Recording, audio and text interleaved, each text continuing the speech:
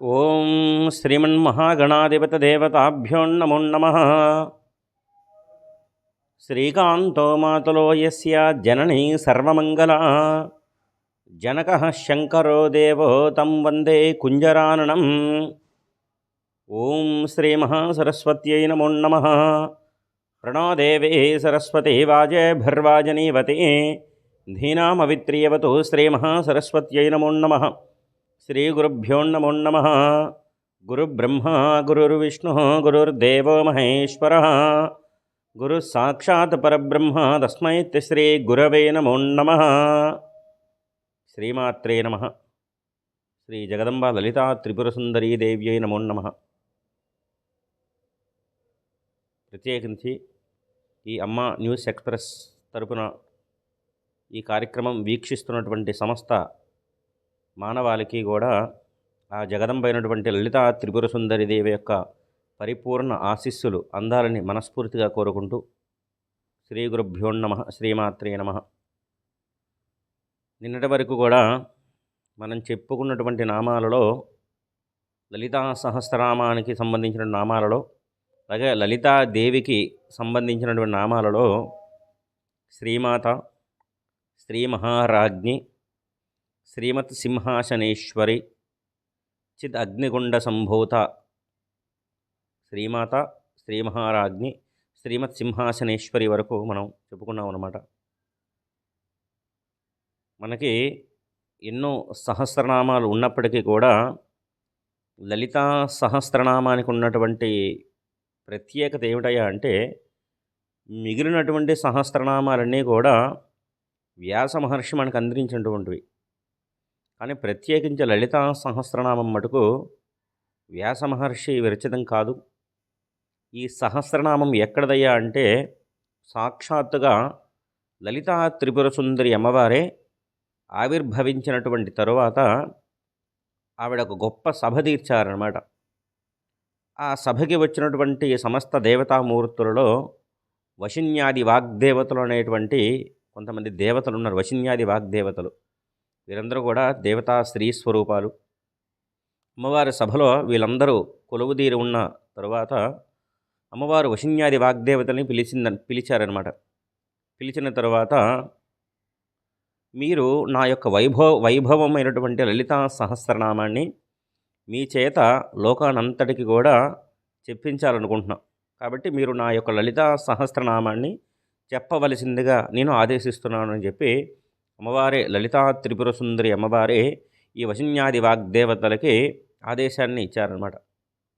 ఇలా ఇచ్చేసరికి వాళ్ళకి చాలా కంగారుగాను ఏమీ తెలియనటువంటి వ్యక్తులుగా నిలబడిపోయారన్నమాట. ఎందుకు ఆ సంకోచం మీలో? ఎందుకు ఏడో తొందరపాటు, ఏదో తెలియనటువంటి ఇది కనబడుతోంది నాకు అని అమ్మవారు అడిగేసరికి, అమ్మ నీ వైభోగమైనటువంటి లలితా సహస్రనామాన్ని మేము చెప్పాలంటే మాకంత శక్తి ఉందా తల్లి? నీ గురించి మేము చెప్పడం ఏంటి తల్లి, మాకంతటి యోగ్యత లేదు, అంతటి శక్తి లేదంటే అమ్మవారు చెప్పారన్నమాట. యథార్థానికి లలితా సహస్రనామం చెబుతున్నామంటే ఆవిడే చెప్పారనమాట. మీరు ఎదుట ఉంది, మీ వెనకాల నుంచి నేనే మీ నోటి ద్వారా పలికిస్తాను. కనుక మీకు ఎటువంటి భయము అక్కరలేదు, ఎటువంటి ఆందోళన అక్కరలేదు. ఈ 8 మంది దేవతలు అనమాట. వీరందరూ కూడా వశిన్యాది వాగ్దేవతలు వీళ్ళందరూ కూడా.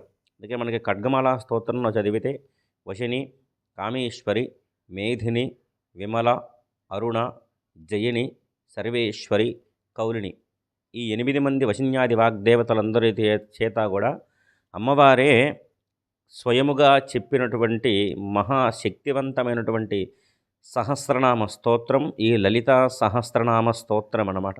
అంత శక్తివంతమైనటువంటిది. ఈ లలితా సహస్రనామాన్ని పారాయణ చేసిన, పరిపూర్ణంగా వివరణ చేసినా కూడా జగదంబ యొక్క పరిపూర్ణ అనుగ్రహానికి పాత్రలు అవుతారనమాట. ప్రత్యేకించి ఈ లలితా సహస్రనామాన్ని జీర్ణం చేసుకున్నటువంటి పెద్దలు ఎంతోమంది ఉన్నారన్నమాట. కొన్ని కోటాను కోట్ల మంది. ప్రత్యేకించి ఈ కార్యక్రమం పరోక్షంగా చూస్తున్నటువంటి భక్తజనాల్లో ఎంతోమంది ఉన్నారు. మీ వంటి మహానుభావుల యందు ఎంతోమంది ఉన్నారు. ఇటువంటి మహానుభావుల్లోనే సౌభాగ్య భాస్కరం అనేటువంటి పేరు మీద భాస్కర రాయలు అనేటువంటి మహానుభావులు ఈ లలితా సహస్రనామానికి భాష్యం చెప్పమని సాక్షాత్తుగా లలితా త్రిపుర సుందరి అమ్మవారే ఆయన్ని వేడుకున్న ఒకానొక సందర్భంలో కోరారనమాట. ఆయన కూడా వశిన్యాది వాగ్దేవతల మాదిరిగానే అమ్మ నీ గురించి నేను చెప్పడం ఏమిటి తల్లి, సరే నాకున్నటువంటి ధైర్యం ఏమిటో తెలుసా, యథార్థానికి నీ గురించి చెప్పాలంటే అది నువ్వే చెప్పాలి తప్ప మాకెవ్వరికీ సాధ్యపడదు. ఎందుకంటే సముద్రాన్ని దేంతో పోలుస్తామంటే ఎవరికి సముద్రం సముద్రమే స్థాయి, సముద్రానికి సముద్రమే సాటి, ఆకాశానికి ఆకాశమే సాటి. అలాగే రామ రావణ యుద్ధానికి రావణ యుద్ధమే సాటి అన్నమాట. అంత మించినటువంటి మహాయుద్ధం ఎక్కడ బ్రహ్మాండంలో ఎక్కడా జరగలేదంటారు శాస్త్ర ప్రకారం. అంతటి శక్తివంతమైనటువంటి జగదంబవే నువ్వు నా చేత చెప్పమన్నావు, కానీ నేను చెప్పడానికి అనర్హునైనా సరే నువ్వు చెప్పమన్నావు కనుక నేను చెప్పే ప్రయత్నం చేస్తాను. కానీ తల్లి, నాకు ఈ లలితా సహస్రనామం భాష్యం రాయడానికి ఉన్నటువంటి చిక్కేమిటయ్యా అంటే, అమ్మ నేను నా సంసార భారాన్ని కొనసాగిస్తున్నాను కనుక నాకు కొంత రుణగ్రస్తున్నమాట. నాకు కొంత అప్పు ఉండిపోయింది, వేరొక వ్యక్తి దగ్గర నేను అప్పు తీసుకున్నాను అనమాట. ఆ రుణం ఉండిపోవటం చేత కొన్ని సందర్భాల్లో రుణగ్రస్తుడైనటువంటి వాడు ఈ భాష్యం రాయడానికి అనర్హుడు. ఎందుకంటే అప్పున్నటువంటి వ్యక్తిని భాష్యం రాశావు కదా, నాకు అప్పు ప్రకారం ఆ భాష్యం నాకు అంకితం ఇచ్చేయమంటే నేను అతనికి అంకితం ఇవ్వక తప్పదు. కాబట్టి తల్లి, నేను ఈ ఒక్క చిన్న అడ్డంకి ఉండిపోయింది తల్లి అని చెప్పి ఆయనకి నమస్కరించుకున్నారు స్వప్నంలోనే. అమ్మవారు కూడా చెప్పడం స్వప్నంలోనే చెప్పారు. సరే, రేపు ఉదయాన్నే పూజామందిరం ఆయన నిర్మాల్యమంతా తీసి ఉదయం పూజకు సిద్ధం చేసుకునే సందర్భానికి పక్కన ఏదో ఒక కాగితం కనిపించిందనమాట. ఇది ఎక్కడిది కాగితం, నేను నిన్ను పెట్టలేదే అని ఆయన కాగితం విప్పదీసి చూశారు. అందులో ఎవరికైతే ఎంత అప్పు అయితే ఇవ్వాల్సి ఉంటుందో అప్పంతా కూడా ఆయనే తీర్చేసినట్టు, దాని మీద తీర్చినట్టుగా సంతకం చేసినట్టు కూడా ఆవిడ ఒక కాగితం అప్పు తీసుకునే వ్యక్తి దగ్గర ఆవిడ అప్పంతా తీర్చేసి కాగితం సంతకం కూడా పెట్టి భాస్కర రాయల వారికి అందించిందనమాట. ఏమయ్యా భాస్కర, ఇప్పటికైనా సిద్ధమేనా? మరి రుణగ్రస్తుడు అన్నావు కదా నువ్వు, మరి ఇప్పుడు నీ రుణమంతా తీరిపోయింది కదా, మరి ఇప్పుడు భాష్యం రచిస్తావంటే తప్పకుండా తల్లి నువ్వు నా చేత చెప్పిస్తావు, నాకు ఆ ధైర్యము ఆ నమ్మకం ఉన్నాయి కనుక నేను భాష్యం రాస్తానని చెప్పి ఆయన సిద్ధపడ్డారనమాట. రచించారు కూడా. కానీ ఈయన చూడడానికి ఎలా ఉండేవారంటే గడ్డమది పెంచుకుని పాపం ఏమీ తెలియనటువంటి వ్యక్తిలా ఉండేవారనమాట. ఎందుకంటే రాళ్ళల్లోనే సాలగ్రామాలు ఉంటాయి. ఆ సాలగ్రామం ఏమిటా అని చెప్పి వెతికి పట్టి చూస్తే తప్ప చాలా వరకు అర్థం కాదు. సామాన్యమైనటువంటి రాయిగా అనుకుంటారు. కనుక ఈ భాస్కర రాయల వారు ఒకానొక సందర్భంలో కాశీ పట్టణానికి వెళ్ళారనమాట. కాశీ పట్టణానికి వెళ్ళి అక్కడ విశ్వేశ్వరుణ్ణి, విశాలాక్షిని, అన్నపూర్ణాదేవిని ఆయన అర్చించి గంగా నదీ తీరంలో ఒకసారి విశ్రాంతి తీసుకుంటూ ఉన్నారు. కాశీ అంటేనే చాలామంది స్వామీజీలకు ప్రసిద్ధికి ఎక్కినటువంటి స్థలం. ఇలాగ వీళ్ళలోనే కుంకుమానంద స్వామి అని చెప్పి ఒక స్వామీజీ ఉన్నారు. ఆ స్వామీజీ దగ్గర చాలామంది శిష్య పరంపర ఉన్నారనమాట. శిష్య పరంపర ఉండేసరికి ఈ శిష్యులందరూ కూడా వెళ్ళారు భాస్కర రాయల వారిని దగ్గరికి వచ్చి, ఏమయ్యా నువ్వేనాయా లలితా సహస్రనామానికి భాష్యం రచించావట, నీ అవతారం చూస్తే ఎలా ఉంది, నువ్వు నిజంగా రచించావా, ఎవరన్నా రచిస్తే అది దొంగిలించుకుని తీసుకొచ్చావో మాకు అనుమానంగా ఉంది. సరే, నువ్వు నిజంగా రచించావు అని చెప్పడానికి ఒక చిన్న నామానికి అర్థం చెప్పు. ఏమి చెప్పమంటారు అన్నారు. మహాచతుషష్టి కోటి యోగిని గణసేవితాయై నమో నమః అనేటటువంటి నామం ఉంది కదా లలితా సహస్రనామంలో. మహాచతుషష్టి కోటి యోగిని గణసేవిత, అమ్మవారు 64,000 కోట్ల యోగునుల చేత పూజింపబడేటటువంటి తల్లి అంటారు. వీళ్ళు ఎంత చిక్కు ప్రశ్న వేశారంటే ఆయన దగ్గర 64,000 కోట్ల యోగినుల పేర్లు ఏమిటి, వాళ్ళ యొక్క చరిత్ర ఏమిటి అని చెప్పమన్నారు అన్నమాట. అసలు వాళ్ళ పేర్లు గుర్తుంచుకోవడమే చాలా చాలా చాలా కష్టం. 64,000 కోట్లే. మహాచతుషష్టి కోటి యోగిని గణసేవితాయి నమో నమః. 64,000 కోట్ల పేర్లు, ఆ కోట్ల పేరు చెప్పాలా, ఇక వాళ్ళ చరిత్ర కూడా చెప్పాలట. ఇంత పెద్ద చిక్కు ప్రశ్న వేశారని చెప్పి ఆయన ఏమీ ఆందోళన చెందలేదు. నాకెందుకు వచ్చింది, జగదంబే నా చేత పలికిస్తుంది అనేటువంటి నిర్ణయానికి వచ్చి ఆయన తప్పకుండా చెప్తాను స్వామి, కానీ సాయంత్రం సందర్భంలో మీరందరూ కూడా నిత్యానుష్ఠానం పూర్తి చేసుకుని నా దగ్గరికి రండి. నేను చెబుతానని చెప్పారనమాట. ఈ విషయమంతా కూడా వీళ్ళ గురువుగారైనటువంటి కుంకుమానంద స్వామికి చెప్పలేదు వాళ్ళందరూ కూడా, శిష్యులందరూ కూడా వచ్చి. ఆయన చెప్పారనమాట. "అయ్యా స్వామి, వాళ్ళ తొందరగా మనం వేద పఠనము, శివార్చన పూర్తి చేసుకొని గంగానది తీరానికి వెళ్ళాలన్నారు." "ఎందుకురా?" అన్నారు. ఎవరో భాస్కర రాయల వారట అమ్మవారి మీద సౌభాగ్య భాస్కరం అనేటువంటి భాష్యం రచించారట. ఆయన మనకి మహాచతుషష్ఠి కోటి యోగిని ఘనసేవిత అనేటువంటి నామానికి అర్థం చెప్తారట. అంతటి మహాఘనుడే అని వాళ్ళ గురువుగా చెప్పారట.